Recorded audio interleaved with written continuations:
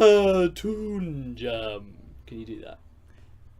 Right, go all the way up in there. Toon Jam. Yeah. Toon Jam. It's that bit. Toon Jam. Toon Jam. Toon Jam. Hello and welcome to Toon Jam podcast, a podcast about 90s cartoons and in and around those such cartoons and that sort of thing. I am Matt Reed. And I am J-Man. And today we are talking about Real Monsters, a Nickelodeon cartoon created by Klasky Supo. Still unsure on the old pronunciation on that. So if anyone knows, please let me know how to say it, because they might crop up again and it's embarrassing me. It's okay. But these are the guys that made Rugrats that we've talked about before. And what else did we talk about? The Wacky Adventures of Ronald McDonald. So these are the same guys that did those. They did a few other things that you might remember, Wild Thornberries and such. But we talked about that, so... And it may come up again. So I don't want to cover it too much. I don't want to do much of it. Don't want to go over it all over again. No. So, Our Real Monsters... this aired in 94, I believe. Let me just check. Yeah, 94, October the 29th. Good time, around Halloween. Yeah. Perfect. Bang on. And it ran for 4 seasons, total of 52 episodes. Its final episode airing in 1997. So that's a good run, I think, for a cartoon. Nothing since. Had a few cameo appearances in Rugrats. Rugrats themselves. They appeared in an episode. That's pretty cool. Later on, and also the monster under Chucky's bed, quite a well-known episode, was actually voiced by the same guy that did Crumb. So, who knows? Is it Crumb? Is Crumb Crumb the monster under the bed? Ooh. Well, who knows? It was compared to, at the time, to obviously other shows such as Ren and Stimpy that were already on the channel. It had outlandish humour, but it was not. It was basically. Critics said it wasn't as witty and sort of sharp as things like Ren and Stimpy, The Simpsons at the time. But I think this is a bit more for kids. For kids, I'd say so. As well. So it's a bit more. Not necessarily. It's just a bit calmer in a way. It's a bit. The characters are a bit sweeter, aren't they? A bit nicer. They're not just doing wacky things. They have heart. I think that's basically sort of the difference, isn't it? The art is based on a lot of European art, and it's definitely more noticeable. If you look at this compared to Rugrats, you can tell it's the same art, but this is weirder. Yeah, it is a lot weirder. They've really gone extreme on them, and it looks cool. It works for the monsters. Yeah, I mean, it makes sense to use it for this show. And I think they've got some really cool designs for some of them as well. Just the main 3. Ickis looks really cool. He's like some sort of gothic rabbit with like pointy feet and strange colours, big blue lips. Obelina, she's who's like a umbrella. Like weird horrible candy cane type. He's black and white. With she's got giant lips, hasn't she? Yeah, big eyes. And Crumb, unforgettable, carries his eyes around in his hands.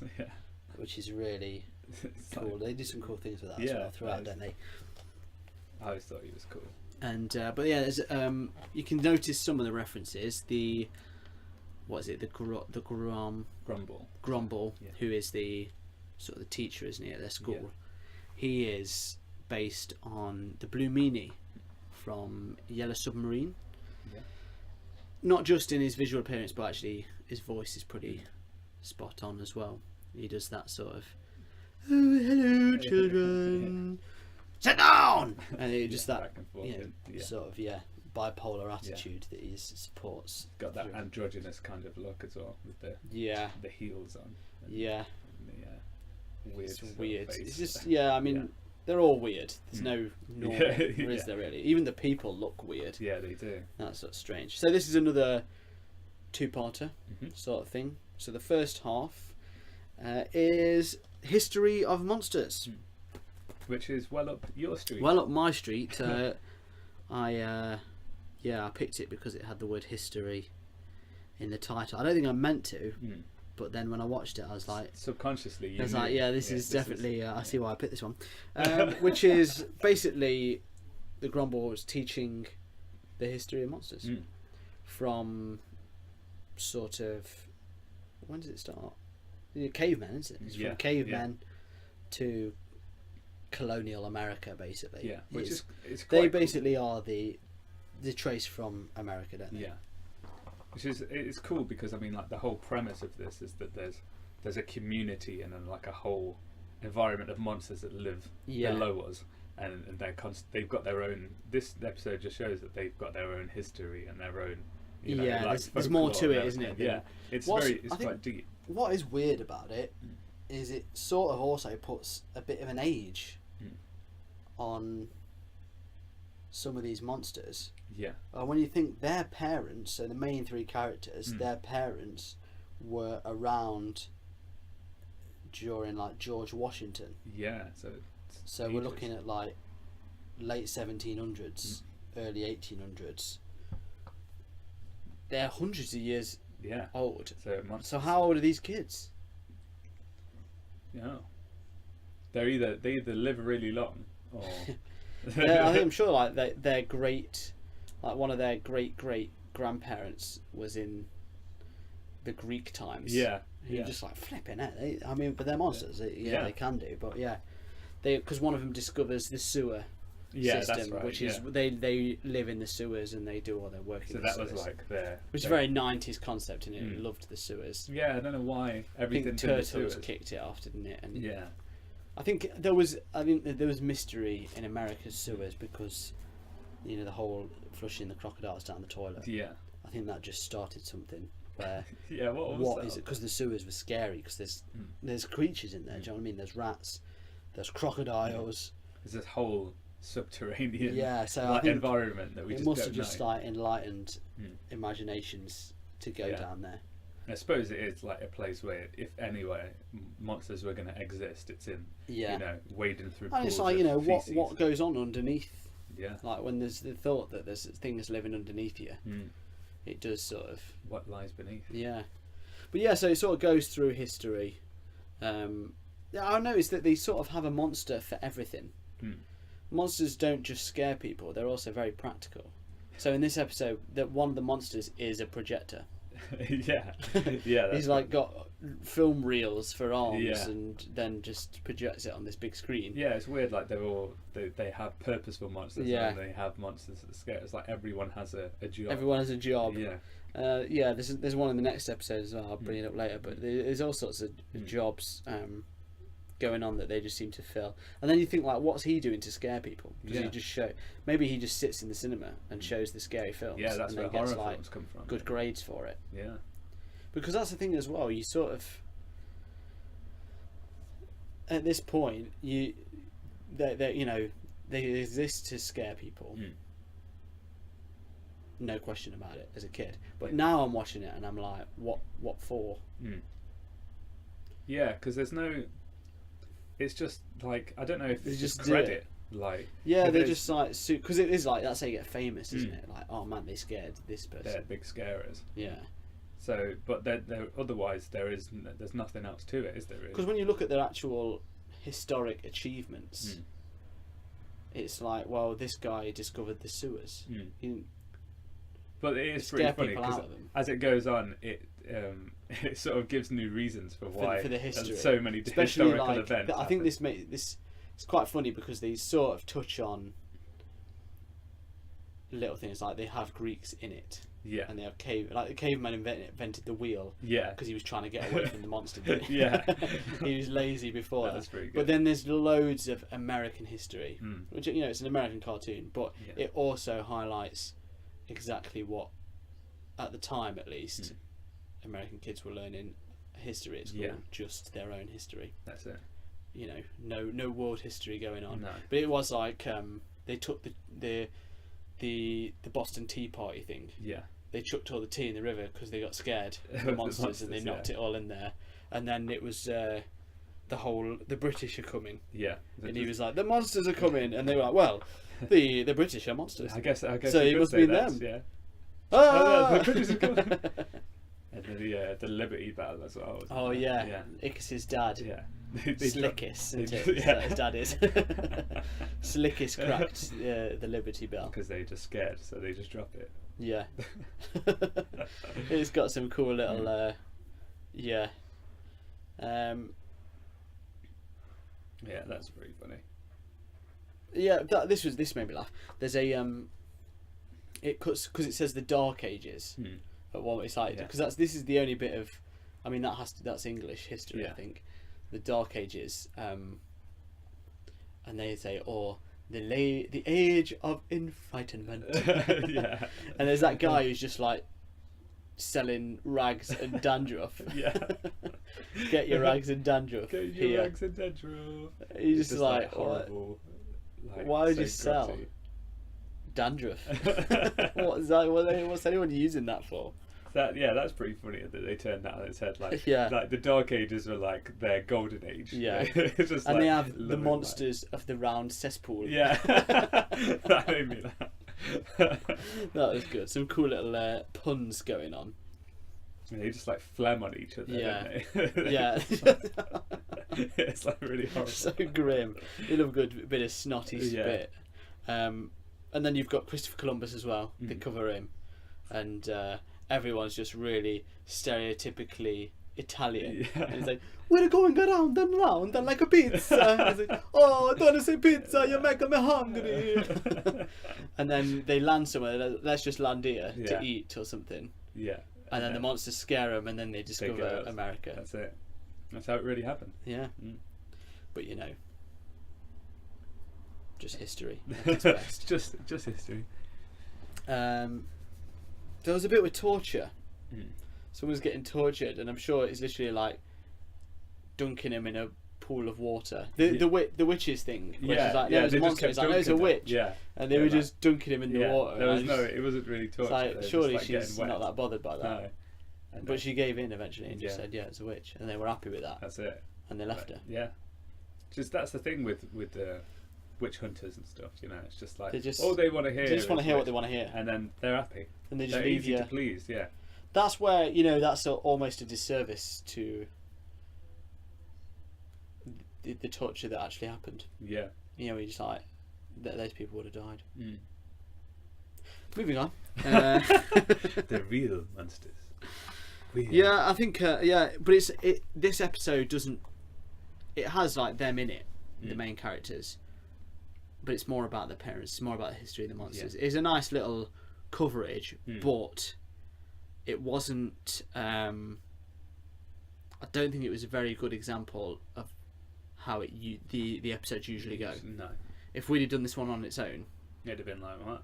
Yeah, it wouldn't have given us sort of the character development and but it does show, like you say, how it shows the humour. Yeah, and how cleverly written it is. And, and how deep the sort of and it is society goes. And and quite a show gives it, like we were saying before, like it's heart. It's lighter feel. Sort of it comes through, I think, in this. And like I say, you dunk him in the water. You can see it's made for kids. Yeah. And this is what, like we were saying about Rugrats, where they're a bit more of an innocent cheekiness to them.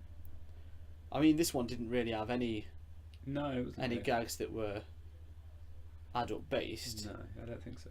It was still fun to watch. You know? Yeah, they've got a few, like, I suppose the history gags themselves. But yeah, The kids aren't getting all of them, are they? And you know, That's something you. I didn't get some of them. Yeah, there you go. Yeah. Don't know what this is, mate. No bother, mate. Don't know what happened in the past. Not care.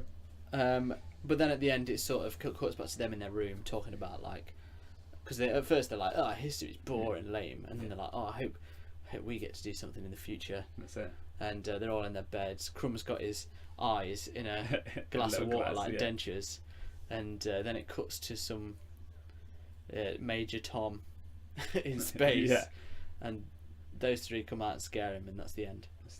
Which it was a bit, you're like, I don't. Is that what's gonna? Oh yeah, because it's weird as well because he then what does he crash his spaceship? Yeah. So they kill him, and he also takes out the ring of Saturn. Yeah, it just dishevels into some weird like ribbony mess, and that's the end of it. It's a really I thought they, for all the little silly gags before, this one I didn't feel hit the mark. It felt like they were like, oh, we need an ending. Yeah, future time, and that was future it. And then just they like, didn't. They were just like, have the ring disintegrate, and yeah. Maybe that was just to sideline the fact that Major Tom's just died. Yeah. Bleak. But that was it. There you go. Next one. Fear. Thy name is Ickis. So this is all about Ickis scares an artist. Yeah. So he goes, usually, so they've got this device, and I forgot about this until this episode as well, where it's like Hugo Strange's memory device. He's getting that back out, and they put it on their head, and then it projects the scare they've just done. So that's how the whole class sees that's how it. they track. And he's all nervous because he's Ickis, and he's always nervous. And you don't really know what the Grumble thinks of it, but he goes in and he scares the artist, because Ickis turns giant as well. Yeah, that's how he gets super scary. And then it scares the artist, and then he's like, "Oh, well done, Ickis, that was really good." And then this weird sort of, I don't know what she is, like a spider type. Yeah, it's like a weird, like salmon, like a chicken nugget with spider legs. Yeah, and a whippy hair. Yeah, yeah. She like fancies Ickis big time after that. Yeah, she's all into the fame game. And he's clearly like, "Oh yeah, I like her as well." Until she tries to kiss him, and then he's like, "No." Yeah. But then it just sort of leaves that. But she shows him. She wants to see him scare someone, so he goes back to the same guy. I don't know why you'd go back again. No. But he's sort of having trouble, isn't he? Like, I don't know what to. Yeah, he's the artist is sort of like uninspired. He's struggling with this stuff. So. And then he is inspired by Ickis. He's like, and I'll call it fear. And then Ickis gets a bit big for his boots, doesn't he? He's like, "Oh yeah, I'm the big man now." Yeah, and like there's loads of stuff like you see the rise of fame. Yeah, and gradually, it's a very strange rise of fame. Like he sort of starts off by everyone's helping him out, where we come back to convenient monsters with the tongue bridge. Yeah, that's it. And you know he's got like, I think, a girlfriend in this nugget girl, and they're having a good time. Everything's going smoothly, and then he does his own lecture on how to scare people. Where instead of doing a lecture, he just kind of does like a dance. Like a James Brown gig. Because he comes down in a cape and everything. Yeah, he's like, he keeps doing that, and he keeps saying Randy Newman. Does he? Yeah, it's like Randy Newman. It's a bit weird. He's having this strange thing. It's funny, but Oberlina's like not buying it. Entertaining. No. Crum's doing a little boogie, and then you're like, he really does look like a middle-aged man. Yeah, which he could be, to be fair. I mean, the age he is, who knows? We don't know. But yeah, Crumb is so likable. His voice is forever breaking. Yeah, like always wavering on the line. But he's just likable guy. This little round thing who holds his eyeballs. He's always doing like fun things with them. He's got them in his mouth. He's juggling them. He's doing all sorts. Yeah. So now the artist has basically made a giant school, like Yeah, a 'cause life-size he's saying one-to-one to scale. he's saying to the Grumble, isn't he, like, yeah, I'm too good now. I'm basically checking myself out of school because I'm just the best there is. I am fear itself. Yeah, that's it. And then the Grumble's like, yeah, okay, that's fine, but now everyone's going to see you, and they won't be afraid of you. Yeah. And then he has a bad dream, doesn't he? Where there's loads of merchandise, which is quite weird because it's almost like it's like their purpose almost is to get famous and then sell toys. He just gets anxiety about it. Well, he doesn't want people to see it. I think that's the difference in it. He wants to get famous among monsters, but not people, because they have all like hats and toys and pop vinyls or whatever. The real actually exist. Yeah, I'd buy them. Yeah, there you go. The hats, the toys. I like the dreams as well because they're all a bit weird and they he keeps having them, doesn't he? Yeah, some weird backmasking music going on, like. Yeah, I mean the music's pretty cool, isn't it? Like it's they've got like spooky, wacky. Gregorian shanty, jungle music. Yeah, like, there's all sorts going on. Yeah. The theme tune was quite fun. Yeah. I forgot about that as well. Like until I listened to it, it's like, oh yeah, I forgot this. This is cool. But yeah, then he decides we've got to break the statue. Don't we? Got to tear it down. The three of them. So he ditches Nugget Girl. Three of them are going to go do it. They spend ages trying to pull it down. That's a whole bit. They don't succeed, so. But they all get knotted together trying to chase it in a car. That's it. And it's just like, and it's quite this bit made me laugh because they get chased and he's like, oh no, they're all tied together in a knot, and then one of them's like, what's happened to us? Yeah. Like, what's happened to us? And then Crumbs is like, it's frightening. It's frightening. And then they were like, that gave him an idea. Yeah. Oh yes, we're scarier than the statue. So they scare everyone off when it's revealed so no one sees the statue, and then the guy's like, this is not scary, that's scary, and breaks it, smashes it down. And he's like, this is just but like he's a like, little I mean, did you notice, when when he screams, his mouth goes like in different directions. Really? Like like a lightning bolt mouth. Oh, right. I think it was supposed to be like, the painting Scream. Yeah. I think he does that. Oh, right. So that's quite a funny little gag there. And then he's moaning about how other artists are crap. What's his name? Isn't it like Leonardo da Scroll or something? Yeah. Some weird. And he's like, oh, Picasso was a punk. Yeah. Dali was a doofus or something. Yeah. And like Warhol was a wombat or something. Yeah, there's some alliteration. Some silly little. Yeah. Yeah, and then now the ending. So he scares them off. They break it. Yeah. And then he comes back and he's like, "I'm so glad you could join us again, Ickis. But someone's taken your seat." and it was like the three of them combined. combined. It was basically like a monster that was actually just whatever they'd turned into. He was sitting in he their was place. an actual thing. So then they were like, oh no, we've got to go away. Yeah, and make the thing again because it's so stupid. So like, I didn't really get when I saw it. I was like, what, is that the statue? Is that a new statue? But that's actually pretty funny. Now that I think about it. That's a better end than Major Tom. Yeah, that was a good end. But this one was better. You got to see their characters and stuff. And and how again, it all worked a bit more. I mean, Ickis is voiced by the same guy that did Count Chicken.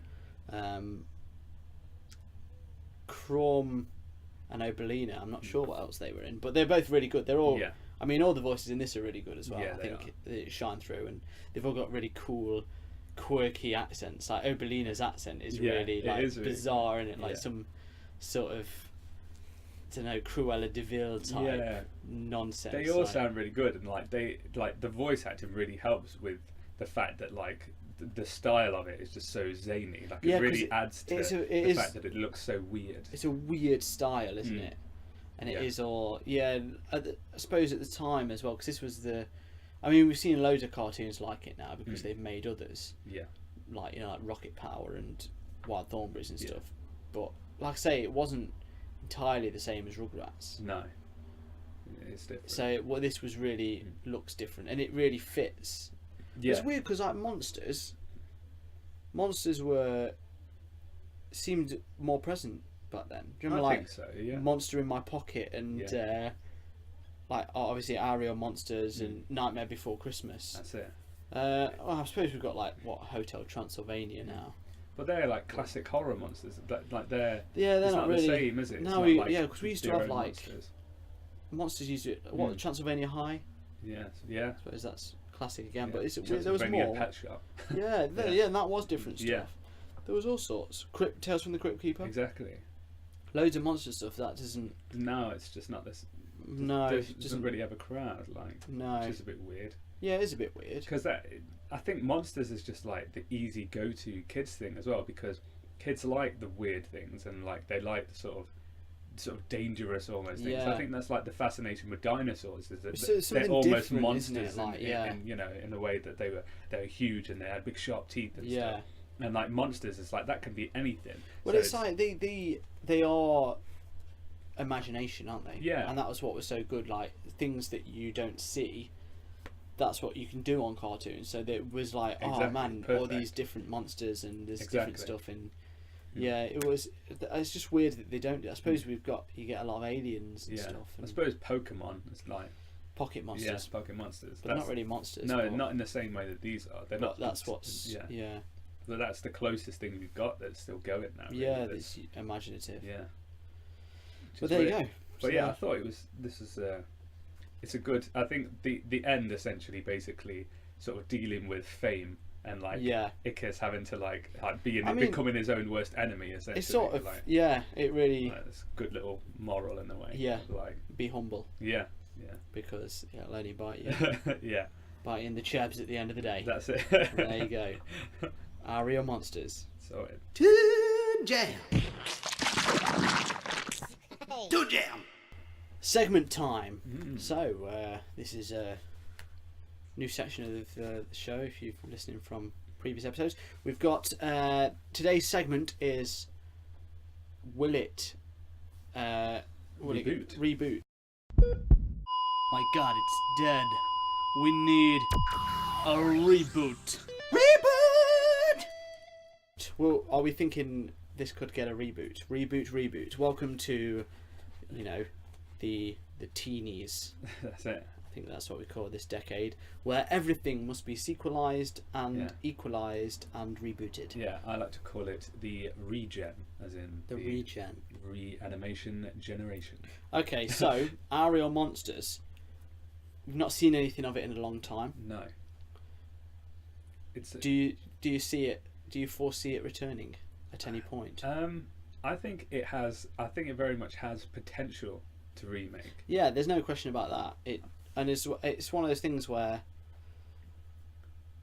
you've got Hey Arnold films just come out. Yeah. A Rocco's Modern Life film is coming out this year. Yeah.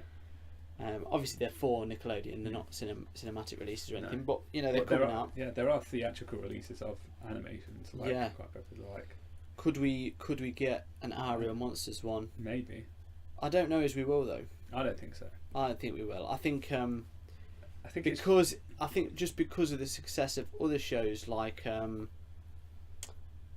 Rugrats and Hey Arnold. Yeah, this is it's just over the line of obscurity to the point where I don't know as people will remember it as well. I mean, there's loads of people that remember it. Yeah. Like we do, but it's I just think that there's probably ones they'd go to before this. Definitely. Which is a shame, I think, because I think so. Like we say, there's a gap for monster stuff at the moment. And I think the thing with that is like it's very open. Like you could essentially you can copy and paste the sort of format into pretty much anything you want to do because they're monsters. There's no real limitations on it. No, so not at all. if you've got a decent enough script, you could adapt it to real monsters very easily if it's on those lines. I don't think it'd be difficult to. They wouldn't end up pigeonholing themselves in something. No. Which is where a lot of the remakes and stuff. That's where they end up. It's like you can only do the same thing over and over. A couple of times. But with monsters, it's like there's literally no rules. And I think this sort of leads to other things like, Monsters Inc. That was clearly it's pretty much the same story. It is, but that's just sort of like, what would they do after this? Yeah. They just sort of elaborated on it. So they Yeah. gave you a reason. The reason they're scaring is because they get energy from it. That's it. Yeah, they just added. But I mean, that's a massively popular film that did really well. Like, Yeah. and it's suitable for all ages. Yeah. And so I mean, there's no reason you couldn't. I mean, is it? Do you think it's to do with the sort of grungier style of Maybe. Aahhh? Because it's like quite. It's in the sewers. It's dark, dingy. Is that why? Maybe that's why. Is that Monsters just not Inc. was a current? bit Is more. that not a current trend that they have? If not, then there's a gap for it. Then Well, you'd yeah, think, wouldn't exactly, you, yeah. Really. But it's like, what are kids into? Yeah. Like bright colours and stuff. At the They moment. love gunge. They love slime. Yeah, well, Yeah, definitely. that never really goes away. I don't think. It could be brought back, but we're saying They probably probably not. won't. It'll probably get slept on for a long time, which is Never say sad. never Never say with never. it. Okay then, so we've talked episodes, we've talked the future, but let's go back to the present and rate this bad boy up. So is it thumbs the up, Good stuff. thumbs the down, No. or thumbs the middle? Okay. And that is the system. So, where are we saying? Where do you sit on our real monsters? Well, These episodes. for moi, it's a thumbs up. No question.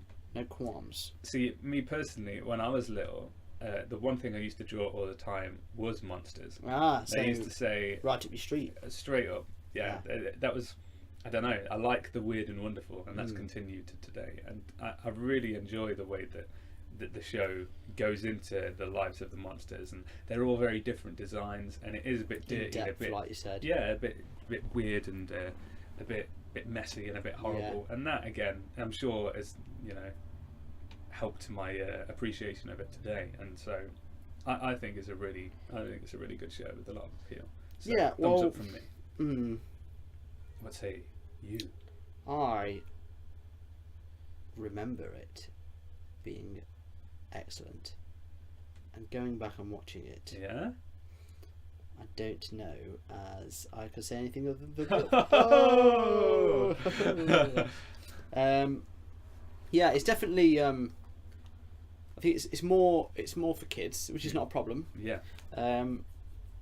Which is probably why I enjoyed it so much when I was younger. But yeah, like you, I really liked monsters when I was a kid. Don't really know why. It's like I guess it must be sort of the imaginative side. I think so. It's not like it wasn't the scary aspect of them. No. That was. I didn't. I never wanted to watch horror films with them in. No. I just liked the way they looked. I just liked that they were different. And there was so many, ghouls and goblins and stuff. And like I say, I remember Monster in My Pocket, which was you getting those little monsters and collecting them, and that was really fun. And I loved this. And when Monsters Inc. came out, I loved it. I was well excited for it. Yeah, it's just different things, and they all look, and you can have fun with them. And like the fact that just there's monsters that are just a joke, as in the show. Yeah. Like the projector one. It's just there as a joke. Yeah, but it's just a fun. functional It's part just, of the background. you can have anything. You can That's really and it's fun. It's nice. It is. The characters are likable. Yeah. Even though really it's weird. The designs are almost ugly, but they're not. It's dead weird. There's some like, weird charm to them, isn't yeah, there? that's it. They're so left field in their design, but it really works for this show especially. So yeah, thumbs up. Double thumbs up. 2 thumbs up. 2 from Fresh. There you go. We're on a roll. We're on a roll. Cool. So yeah, what do you think? Do you remember it? Are you heard news of a reboot, or Yeah. you hated it maybe, Yeah, and you you want to got tell us why? Or Monsters Inc. purist, are you? perhaps you have a recommendation for a future episode. Wow. You can let us know on the spooky trio that is Facebook, Twitter, and Instagram. We are at Toon Jam Pod. At Toon Jam Pod. You can also catch us on Patreon, where we give you some longer episodes about feature-length animations, as well as, you know, future other things coming soon. To that talk. But yeah, help support us. It really does help us out. So anyone that has already done that, thank you big time. And I think that's pretty much everything. If you enjoyed it, why not rate and review? Tell your friends. All that stuff. Cool. So guys, until next time. Till next time. Stay jammy, you spooky souls. Hey everyone, thank you for listening to Toon Jam. And if you want to continue to help us out, you can help us by jumping over to our Patreon page, which is patreon.com/toonjampod. And if you can rate and review us everywhere you listen to your podcasts, so on iTunes or on the Android apps, that'll be a massive help too. Thank you, and stay jammy.